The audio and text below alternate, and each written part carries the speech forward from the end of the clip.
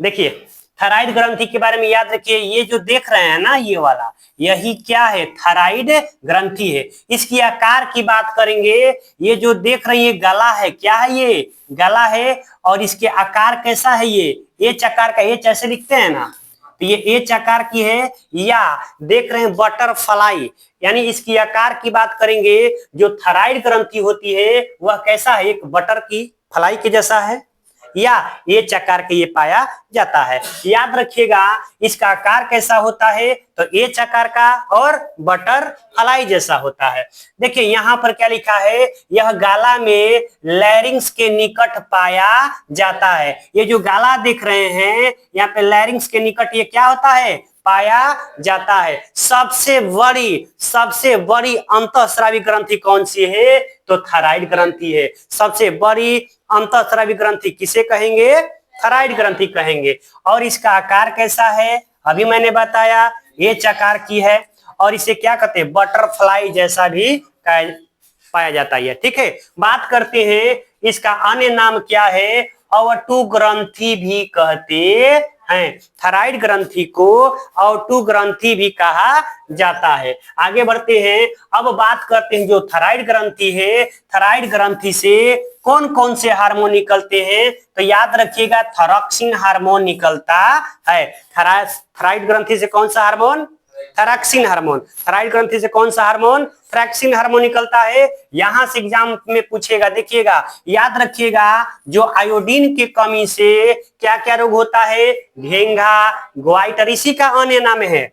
घेंघा कहिए, ग्वाइट के कहिए, या गलकंड कहिए। तो याद रखिएगा आयोडीन की कमी से क्या क्या रोग होता है, घेंघा रोग होता है, ग्वाइट रोग होता है, गलकंड रोग होता है। एग्जाम में आने वाला प्रश्न। यहाँ देखिए जो देख रहे हैं ना नरेटिव, इसका बहुत बड़ा हो गया है, इसको घेंघा रोग हो गया है, यानी इसका आकार क्या हो जाना, बहुत बड़ा हो जाना। यहाँ देखो आकार कैसा है, और यहाँ देखो आकार, दोनों में डिफरेंस है ना। इसके साइज यहाँ पर क्या हो गया, बढ़ गया, यानी इस तरह से लटक जाएगा।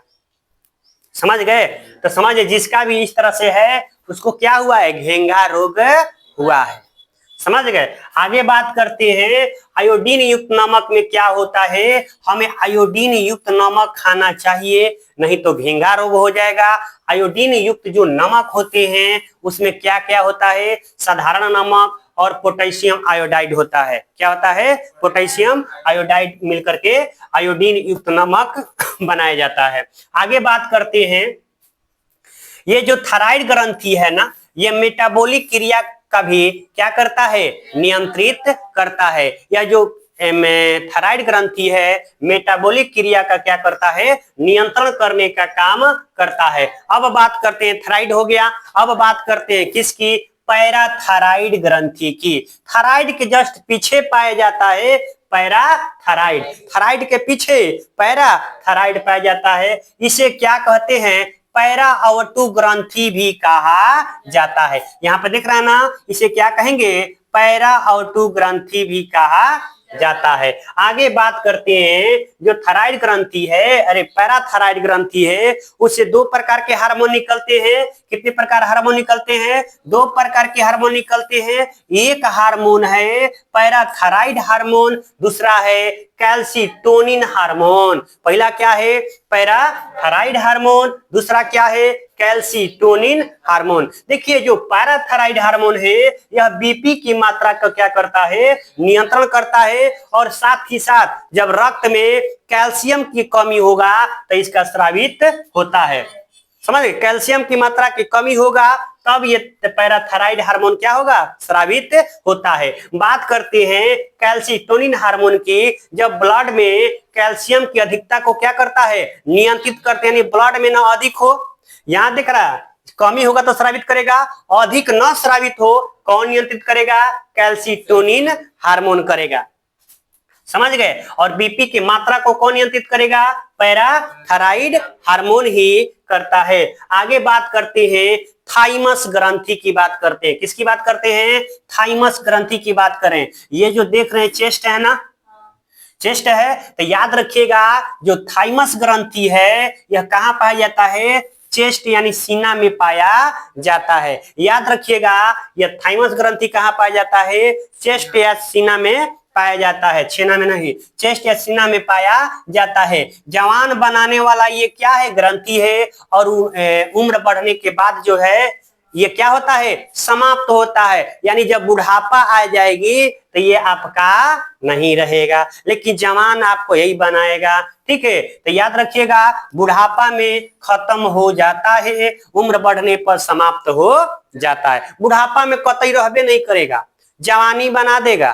समझ गया, बुढ़ापा में कहानी खत्म हो जाएगा। साथ ही साथ एक और कार्य करके जाता है, जाते जाते आखिरकार एक और कार्य करके जाता है कि लिम्फोसाइट टी जो होता है ना, एंटीबॉडी की वृद्धि में क्या करता है, ये सहायक करता है। एंटीबॉडी कम से कम जाते जाते एक काम करके चला गया। समझ गए। अब बात करते हैं एंड्रिनल ग्रंथि की। यहाँ पे जो देख रहे हैं किडनी के ऊपर ये जो पाया जाता है ना, यही है एंड्रिनल ग्रंथि। याद रखिएगा, ये कितना जोड़ी है, दो है तो एक जोड़ी, पीस दो जोड़ी एक, तो ब्रिक यानी किडनी के ये ऊपर पाया जाता है। यह क्या करता है, आपातकालीन हार्मोन का स्रावित करता है। क्या करता है, आपातकालीन हार्मोन का स्रावित करता है।